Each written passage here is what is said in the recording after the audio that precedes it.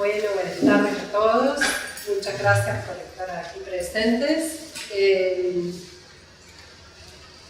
Tenemos el gusto y el honor de contar con la visita de la doctora Yamilén Bernal Astorga, y le voy a agradecer al doctor Silvano Benito Moya que nos invitó a compartirla, porque ella se va a quedar toda la semana que viene en Córdoba dictando el curso sobre investigación en archivística, pero en el ámbito universitario, entonces nos pareció apropiado invitarla al archivo histórico para conocer un poco la realidad de los archivos de México, con los cuales estamos muy emparentados por realidades archivísticas muy parecidas, y nos parece más que interesante y fructífero y útil conocer otras realidades para aprender de los avances, de las experiencias que nos puedan enriquecer para nuestro desarrollo archivístico.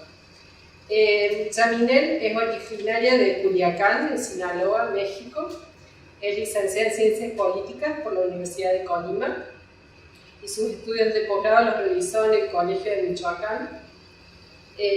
Fue acreedora a la beca Raúl Cervantes Ahumado que otorga el Colegio de Sinaloa por su tesis doctoral La construcción del sujeto leproso en el año 2007.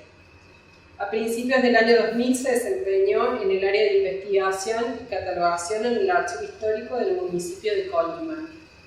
Fue jefa de departamento del Archivo Histórico de Morelia y más tarde sería directora del Archivo General Histórico y Museo de la ciudad de Morelia, también del Museo Regional de Michoacán. Además se desempeñó como vicepresidenta del Comité Técnico Estatal de Archivos de Michoacán. Así que tiene una vasta trayectoria como investigadora y también trayectoria en gestión archivística. Ha editado y ha fundado series de publicaciones sobre temas archivísticos e históricos, y en esta oportunidad nos va a hablar sobre la realidad de los archivos en México con esta nueva ley general que se aprobó hace unos meses, en 2018, después de todo un proceso y los desafíos que la implementación de esta nueva ley implica para la realidad archivística. Así que los dejo con ellos. Les comento que esta conferencia está siendo grabada también para ser utilizada en la Universidad Nacional de La Rioja para la formación de los archiveros. Así que muchas gracias, Yamilén, por estar aquí. Muy buenas tardes, muchas gracias a todos por acompañarme esta tarde y también sumarme al agradecimiento de todo el equipo del archivo y de la profesora Gabriela por la invitación, y desde luego al doctor Benito Silvano, para que también esta participación sea posible y también por tener esta buena propuesta de que tuviera esta participación hoy con ustedes. Entonces, iniciaré con este conversatorio.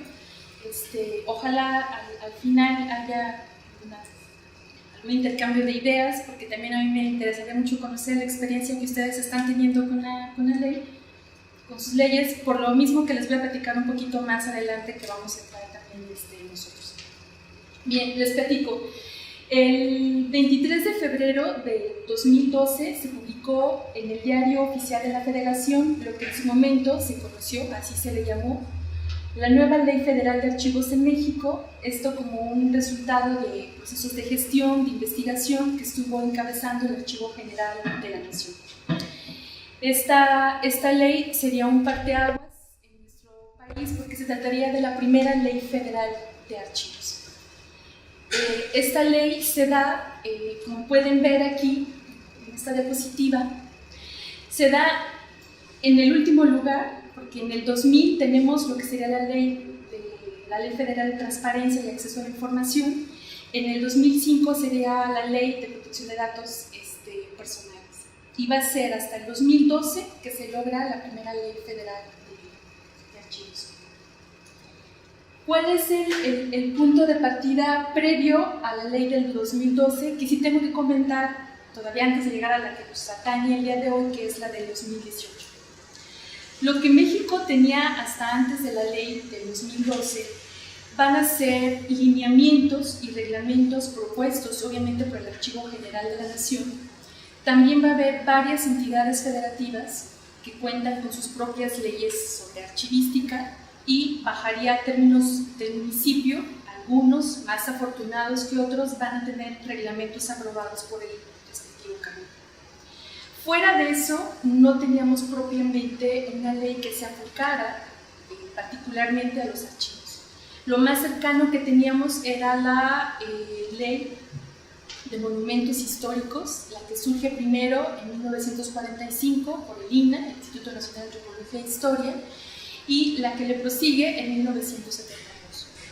Lo señalado en esta ley, en estas leyes a través del INAH, salvaguardaba de alguna forma el patrimonio documental que teníamos en México, pero no existía como tal una ley que nos aprobara a todos.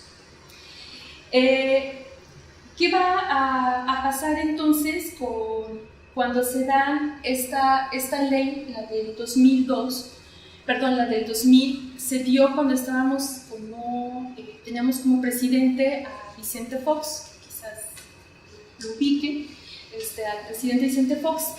Se da con él la ley de acceso a la información y transparencia, y ya hace rato comentaba con el doctor Silvano y con la profesora Gabriela, que cuando se da, los archivos no estábamos listos como tal para esta ley.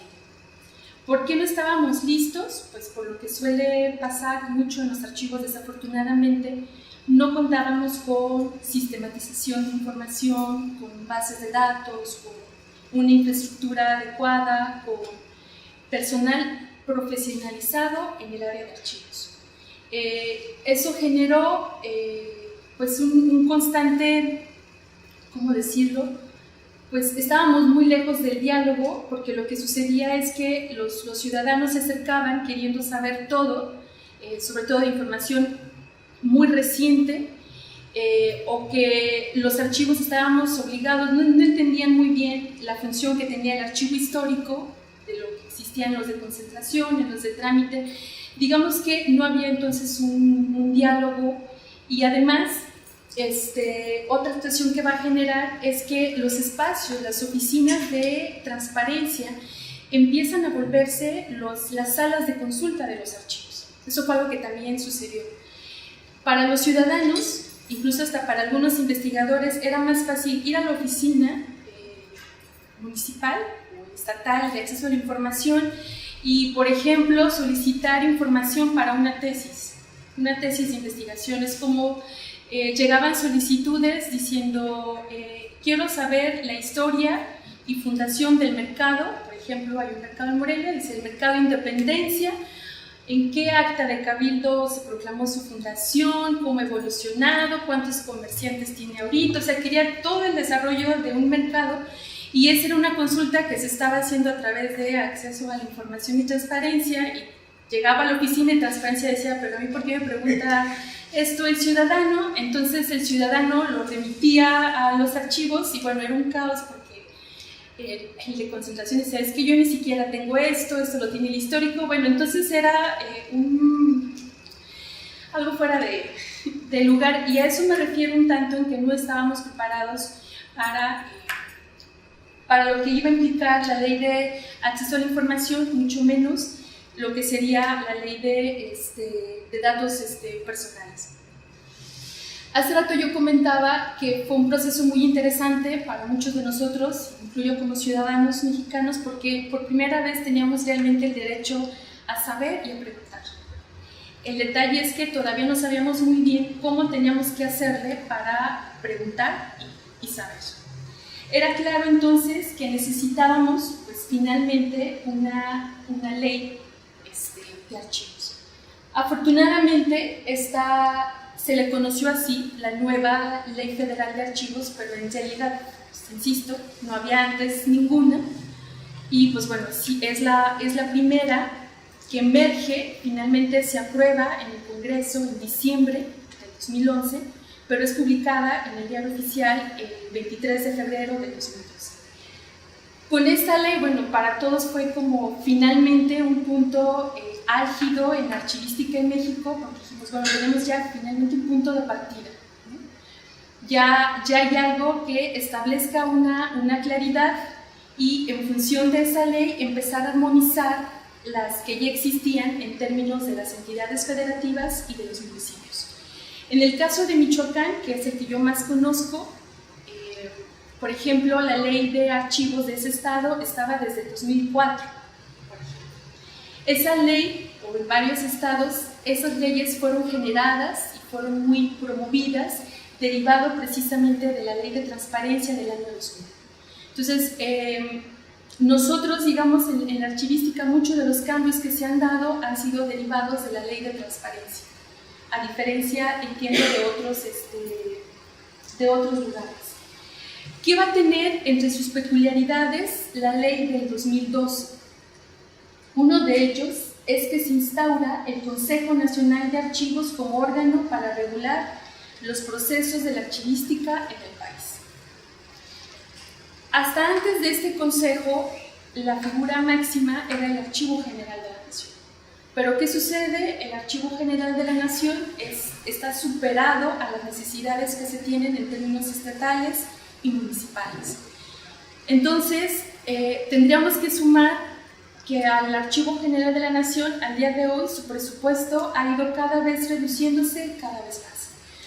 Años atrás, al Archivo General, uno, por ejemplo, podía llamar y pedirles capacitaciones.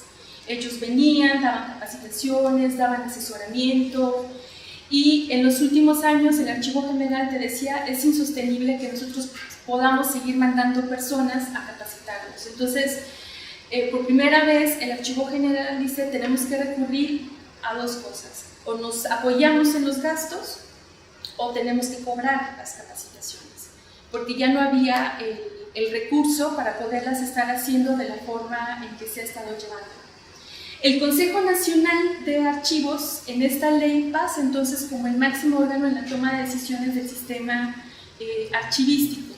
Algo que en esta ley nos parecía sumamente interesante era cómo estaba integrado este Consejo Nacional de Archivos, por las representaciones que había, y pensábamos que, y lo digo en tiempo pasado, porque vamos a ver cómo en el 18 ya no está, había una representación de muchos sectores de la archivística, incluso de archivos municipales, estatales, privados. Algo que nos parecía extraordinario era que había representación de las universidades en este órgano para la toma de decisiones.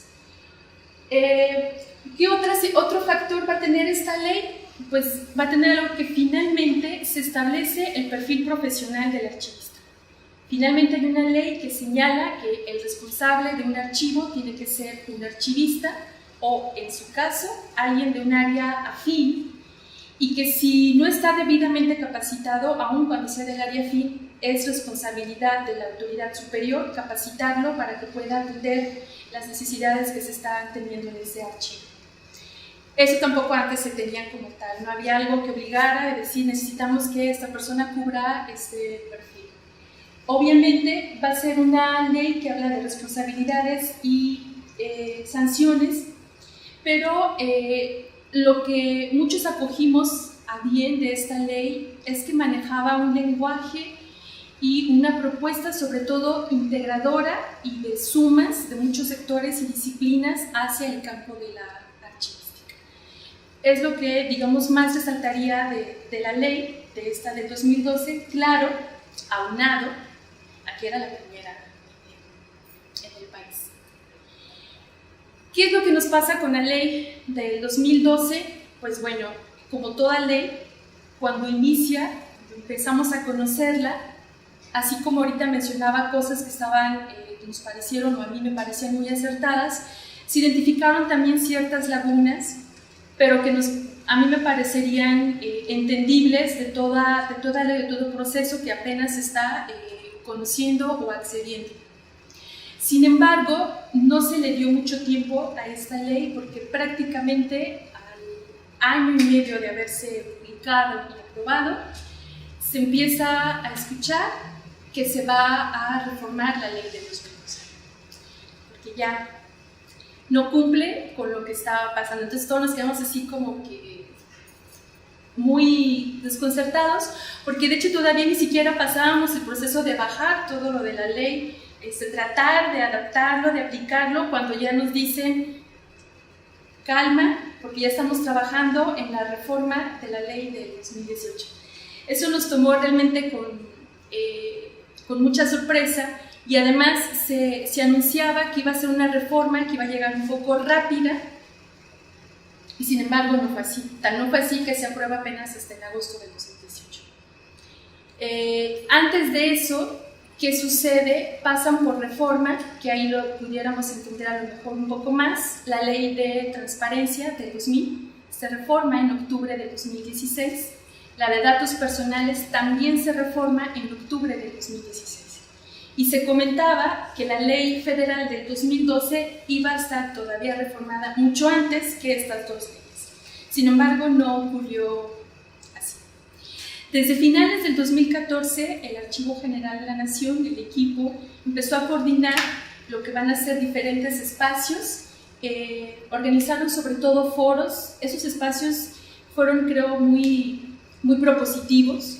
Fueron espacios que en el país, digamos, nos dividieron por regiones, donde muchos pudimos asistir, platicar sobre cómo estábamos viendo la ley de 2012, en qué sí pensábamos que estaba funcionando, en qué todavía había que trabajar más.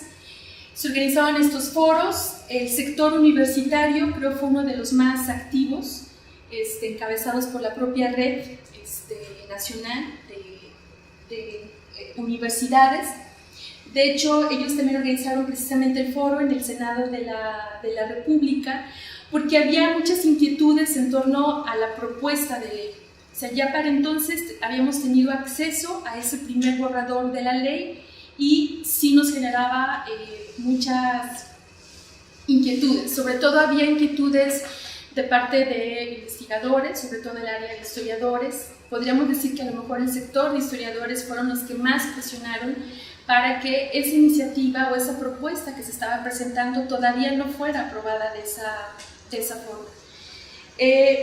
Tardó mucho tiempo finalmente en que esta ley se generara y, como les decía, fuera aprobada en agosto, el 15 de agosto del 2018. Finalmente es aprobada esta ley, pero como vamos a ver ahorita, esta ley, pese a que fue aprobada, todavía nos está generando ciertas situaciones. Hay unas dos, sobre todo, que a varios todavía nos hacen ruidos. No sabemos cómo va a funcionar, porque todavía falta. En agosto se cumplirá un año para que finalmente ya sea operada. Pero bueno, ¿qué pasa entonces con la Ley General del 2018? Algo a destacar de esta ley, y que sí no lo tenía quizás más vagamente la del 2012, y en ese está mucho más claro, y que me parece algo muy importante, es que hay un lenguaje y una invitación a un trabajo interdisciplinario. Interdisciplinario, sobre todo, deja muy en claro qué es competencia del archivista, pero en qué procesos sí se debería de tener un trabajo interdisciplinario. Sobre todo, hace una propuesta muy clara a las áreas que serían el derecho y lo que sería el campo de las tecnologías. Algo que también vale la pena resaltar es que esta ley está estableciendo la importancia que es la memoria institucional de México. Eso es algo así tal cual, memoria institucional de México. Eso es algo que no estaba tampoco en la ley anterior, pero también habla de la importancia de la conservación y la divulgación del patrimonio documental. Vamos a ver más adelante cómo estos factores de conservación y divulgación lo está dotando en las características de las que debe tener el perfil del profesional de la archivística. No sé si se las deba leer, pero esta es la definición que está dando la ley sobre patrimonio. Lo voy a leer para fines de los que nos están escuchando o viendo la transmisión, la define como patrimonio a los documentos que por su naturaleza no son sustituibles y dan cuenta de la evolución del Estado y de las personas e instituciones que han contribuido en su desarrollo, además de transmitir y heredar información significativa de la vida intelectual, social, política, económica, cultural y artística de una comunidad, incluyendo aquellos que han pertenecido o pertenezcan a los archivos de los órganos federales, entidades federativas, municipios, alcaldías de la Ciudad de México, casas curales o cualquier otra organización, sea religiosa o civil. ¿Qué habría que subrayar de esta definición? Bueno, para los que somos estudiosos un poco más de ese campo, que hace mención a los municipios. En el caso de nuestro país, de México, es la República, están las entidades federativas y luego vienen los municipios. Entonces hay una presencia tangible del patrimonio que tienen los municipios. Se habla también de estas organizaciones religiosas y civiles, por eso también jala ya a los sindicatos y a todas las otras agrupaciones como órganos, instituciones que también tienen que sumarse al patrimonio documental. Y no solo ya a lo que genera el Estado a través de la federación, sino que es todos, porque es lo que decía anteriormente, es parte de la memoria institucional de México. Algo que sí es muy importante señalar y que no lo tenía la ley del 2012, la ley del 2012 solo lo mencionaba así muy vagamente, pero en esta del 2018 establece la incorporación de las tecnologías y los documentos electrónicos y es muy clara en cuanto que habla de la incorporación, la seguridad, el acceso, el almacenamiento, uso, sobre todo suma, integra a los repositorios digitales y a lo que conocemos como la nube, ¿no? Con la nube creo que la ley fue muy cuidadosa, no la define como tal, sin embargo dice, bueno, va a ser función de este órgano, que es el Consejo Nacional, establecer los lineamientos para aquellas entidades o espacios que sientan que no pueden todavía manejar lineamientos para los documentos electrónicos o la nube. Entonces así, bueno, entonces será este órgano el que los dicte, en tanto en esos espacios no sea posible, pero finalmente también se está regulando de alguna forma el manejo del documento electrónico, y que es otra preocupación que, si bien no está con las palabras tal cual patrimonio digital, sí es algo que también nos genera a nosotros mucha inquietud, y yo entiendo que justamente aquí en Argentina y en la Escuela de Archivología es algo que se ha trabajado bastante. De hecho yo he aprendido bastante de lo que aquí se ha producido sobre patrimonio digital, porque bueno, es algo todavía que estamos en proceso, pero eso también es una de las cuestiones que me parecen muy relevantes y que no estaba en la ley del 2012, y aquí en la del 18 ya está apareciendo. ¿Qué otro factor aparece? Pues el término tal cual, gestión documental, ¿no? Finalmente también ya aparece el término gestión documental y dice que es establecida como un tratamiento integral de los documentos. Insisto, la importancia que tiene estos conceptos que estoy enfatizando, subrayando, es porque tendrán que ser bajados y operados en las respectivas leyes y reglamentos estatales y municipales, que si uno los revisa, o los que yo he podido más o menos revisar, todo esto que estoy diciendo no está presente en estas leyes. Obviamente, porque estamos hablando de leyes que surgieron a inicios del 2000 y que respondían más a un contexto como quizás más básico del manejo de los archivos. Las leyes que existían hasta ese momento, bueno, y que muchos estados todavía las rigen, están más vinculadas al proceso de organización, clasificación, a los tiempos para la transferencia de los documentos y sobre todo la cuestión del manejo con los usuarios. cómo tiene que reproducir los documentos, las obligaciones, las responsabilidades, pero no aparece este lenguaje que obviamente hoy en día ya forma parte de la archivística. Entonces va a ser interesante ver qué se genera por parte de las diferentes instituciones derivado de esta ley. Les comentaba que algo que es sumamente importante, obviamente retoma lo que sería el perfil del archivista, pero a diferencia de la ley de 2012, hay dos factores que me parecen pertinentes señalar. Es un perfil de quienes deben estar al frente de estos espacios y que además de contar con los conocimientos, habilidades y capacidades para estar al frente, debe también contar con experiencia, pero sobre todo creo habría que subrayar que de manera indirecta dota al archivista de un perfil cercano a la gestión cultural, particularmente al que esté a cargo del archivo histórico.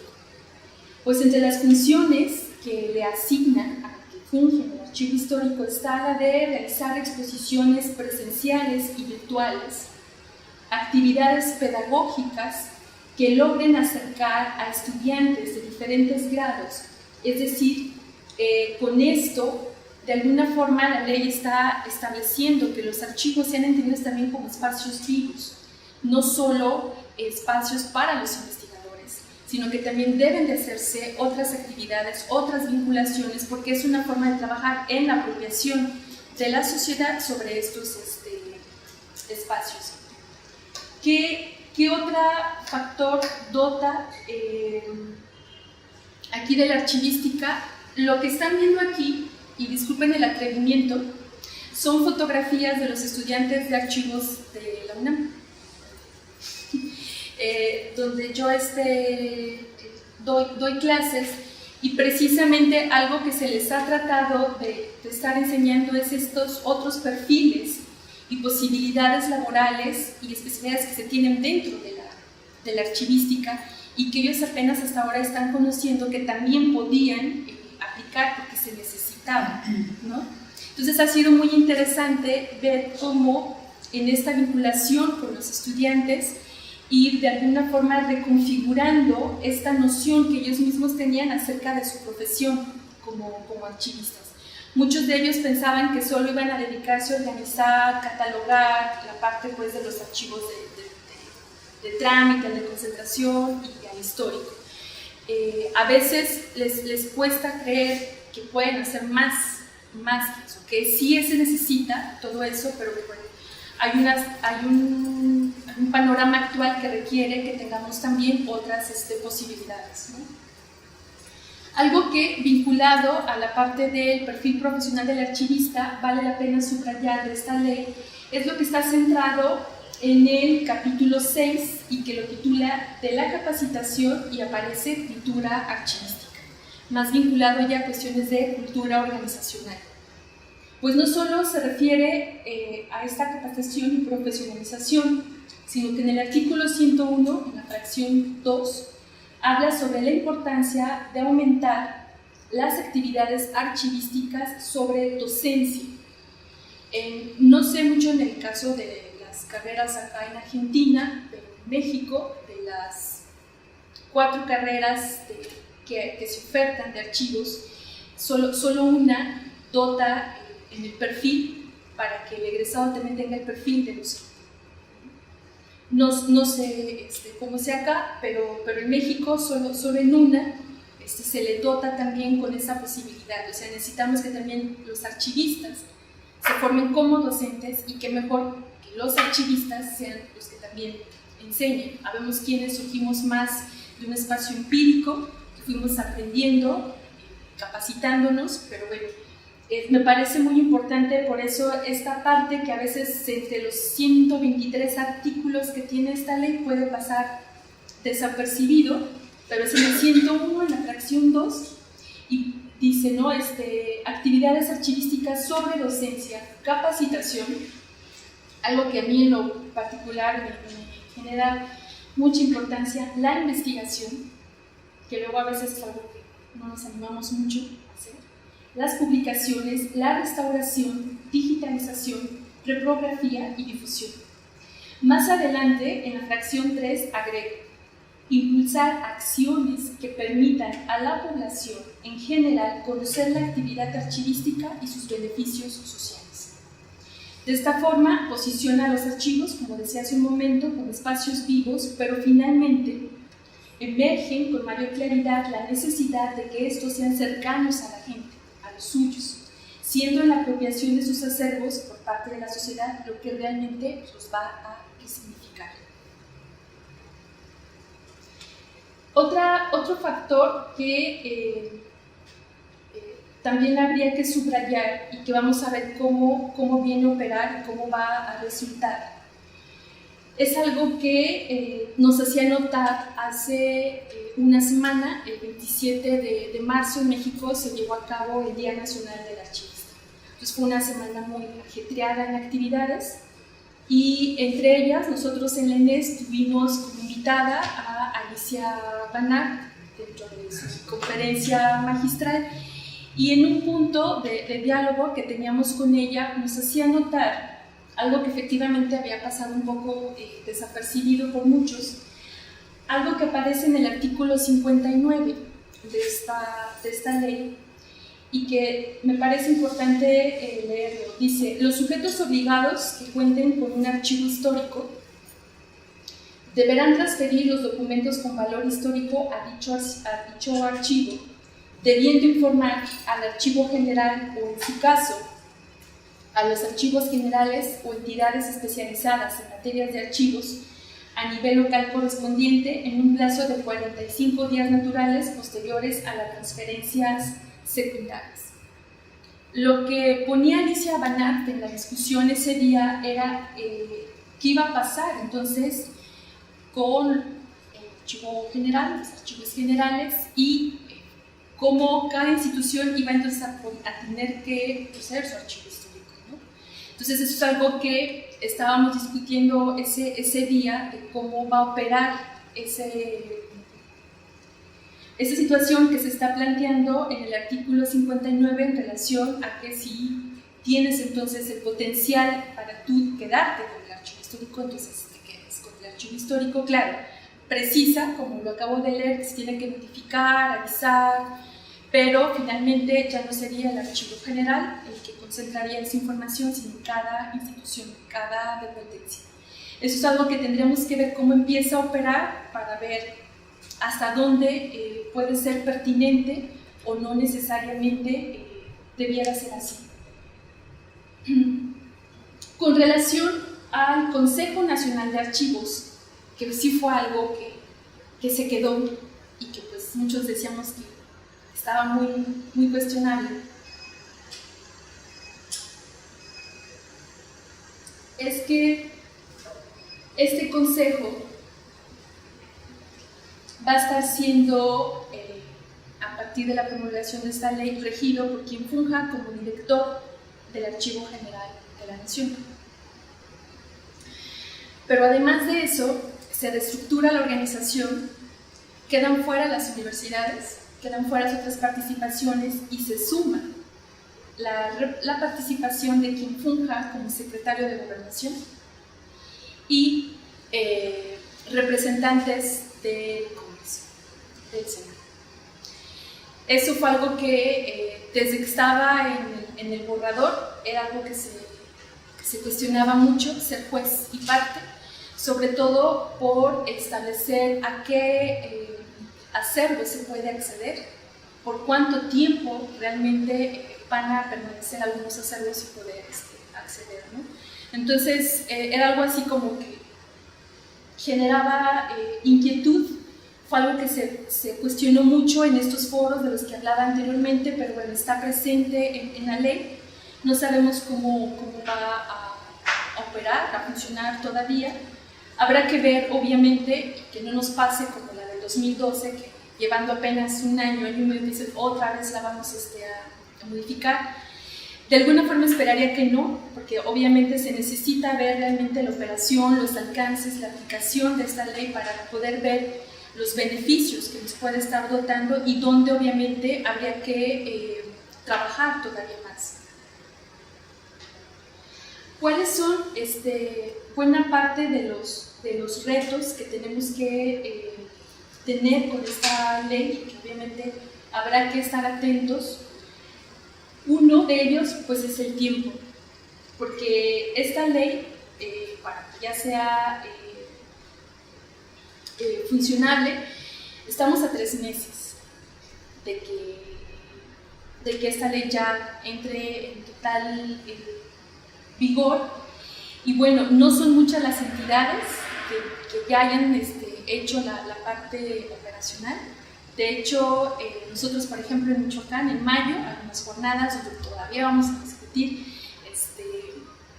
cómo hay propuestas ya de cómo modificar la ley del 2004, pero todavía estamos viendo cómo armonizar, qué sí nosotros podemos considerar, en fin, todos esos procesos, pero estamos a 3 meses y todavía faltan muchos en operar,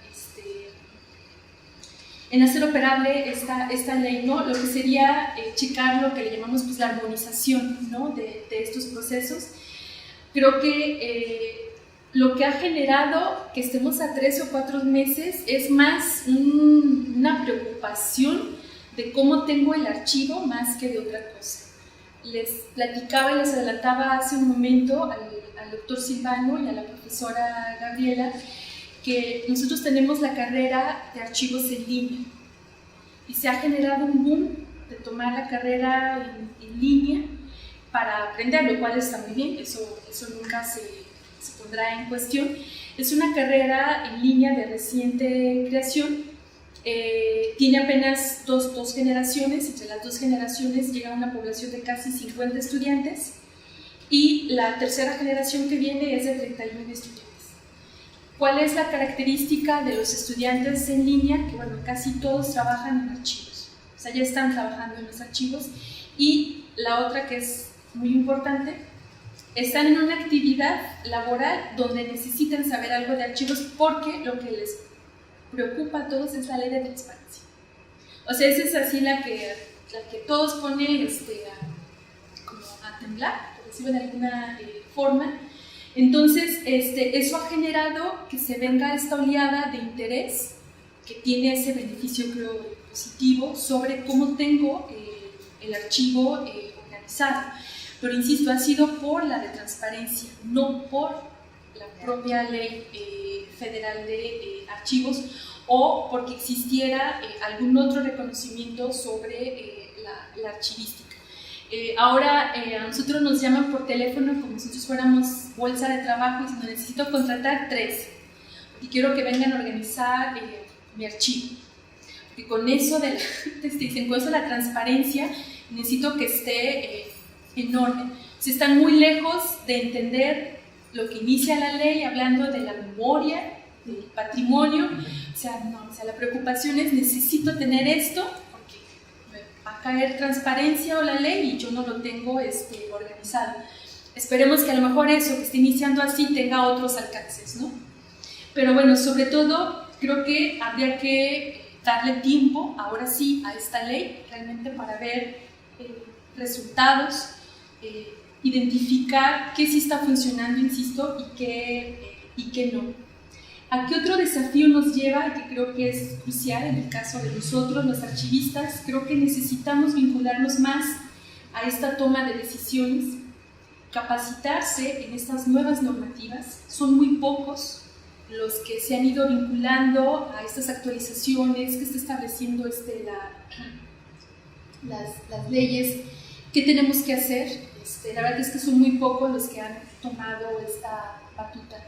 Así como en las discusiones que dentro de nuestro propio campo competen, pero sobre todo se necesita que estos recintos abran los espacios a los profesionales, que es algo que todavía nosotros no tenemos. Les decía hace rato que hay 4 universidades a nivel nacional que son las que imparten la carrera de archivos, que tienen sus egresados, Pero bueno, si ustedes me preguntan cuántos archivistas están al frente de algún archivo, la verdad no les podría decir un número, porque esa sería la parte lamentable, ¿no? El perfil que sigue llegando a dirigir estos espacios, al depender, si es municipal, depende del secretario del ayuntamiento, si es estatal, depende del gobernador. Entonces, bueno, como sabrán, a veces la persona que llega no es propiamente alguien que conozca del tema, sino es el amigo o alguien cercano a la autoridad. En el mejor de los casos, pues será alguien que llegue y que quiera aplicarse, ¿no? Y echarle ganas. Y en otros casos, que es la mayoría, simplemente espera que cumpla el periodo y que todo siga marchando. Entonces está muy lejos de ese interés. Entonces, ojalá que esta ley realmente marque la diferencia en exigir que sea un perfil de acuerdo a los archivos, ¿no? Y no lo que está pasando, no me atrevo a decirlo, el archivo municipal de Morelia, que es uno de los más importantes de Michoacán, y me atrevo a decir a nivel nacional, su jefe de departamento es una persona que apenas egresó de la carrera de historia. Y lo cierto es que no sabe nada de archivos. Entonces uno esperaría que, bueno, esta ley y que en esta armonización que se tenga en el campo estatal y municipal realmente marque al menos una diferencia en este sentido, ¿no? Y que los archivos empiecen a ser tomados en cuenta como otras de las profesiones y disciplinas que hay en la ciencia. Las condiciones de los archivistas también realmente necesitan ser visibilizadas, y creo que estamos en un punto medular para finalmente posicionar esta profesión, que en México no se ha logrado. Por ejemplo, platicando incluso en esta visita que tuvo Alicia Balnar con nosotros, le explicaba yo cómo en el CONACYT, en el Sistema Nacional de Investigadores, cuando tú quieres registrar ahí tu productividad, tienes que entrar al área de humanidades, después te vas al área de historia, después te vas a ciencias auxiliares de la historia, y finalmente ahí, en una parte, van a aparecer algunas de las prácticas de la archivística. Pero totalmente dependiente de una disciplina y una ciencia que es la historia, y siguen viéndola como una forma dependiente, ¿no? Entonces, por eso espero que con estos cambios que se avecinan se logre posicionar esta profesión, este campo de estudio. No es suficiente lo que establece, en nuestro caso, la Ley Federal del Trabajo tampoco. Realmente hablamos de que se necesita la tipificación de esta profesión, en el caso de México, y muchas veces quienes dirigen estos recintos, ya sea por ignorancia o indiferencia, no lo hacen. La ley del 2018 no es muy clara al respecto, pero al menos queda en nosotros, quienes estamos viviendo esta operatividad, esta armonización, hacerlo en estos meses, ¿no? En tratar de ver qué se puede lograr en esta parte de la armonización. Con lo que mencionaba de la Ley Federal del Trabajo, bueno, la ley es muy clara con las jornadas de trabajo, no se deben de proveer de herramientas, etcétera, ¿no? Para poder llevar de acuerdo a cualquier actividad laboral que se tenga. Sin embargo, realmente la parte en la que labora el archivista está muy lejos de lo que dice la ley. Son archivistas en muchos casos que elaboran sin el equipo. Hablo de bata, guantes, cubrebocas. Es decir, hay muchos perfiles, ¿no? Está el que llega y dice, bueno, ya llegué aquí, pero pues me aplico, ¿no?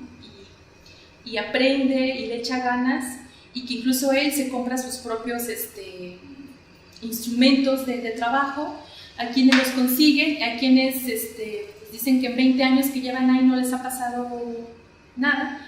Ojalá sigan así. Pero bueno, realmente las condiciones y la infraestructura está, pues deja mucho de qué hablar. Y cuando les decía que yo abogo mucho por los archivos municipales, es cierto, yo me he desenvuelto más en el espacio de los archivos municipales, y lo preocupante en estos espacios es que, bueno, en términos presupuestales, está la federación, luego llega a los estados, bueno, lo que le llega al municipio, pues es todavía la mínima parte, ¿no?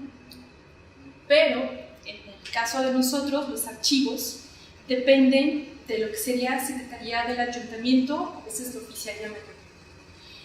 ¿Y qué sucede ahí? Que bueno, el secretario del Ayuntamiento, de él depende pues nada más y nada menos que seguridad, protección civil, todo lo que es bomberos, todas esas áreas que obviamente requieren de muchísimo presupuesto, entonces es muy difícil competir. Cuando tú llegas a las reuniones de trabajo y le dices, oye, es que yo necesito caja, necesito mobiliario, y llega el director de bomberos y te dice, yo necesito una pipa, un camión de bomberos, y tú sigues así, esperando el turno en que en términos presupuestales te llegue. Hablo de los archivos municipales, ¿no? Entonces, sí es algo pues que esperemos que en este proceso que muchas entidades de la República y municipios, en teoría, tienen que estar haciendo para realizar la ley, puedan trabajar cada uno desde sus trincheras pues, por un mejor posicionamiento de los archivos, que creo que esta ley lo permite. Y creo que habría que aprovechar que está esa oportunidad para hacerlo, ¿no? Entonces, pues bueno, por mi parte, aquí me detengo. Bueno, un aplauso para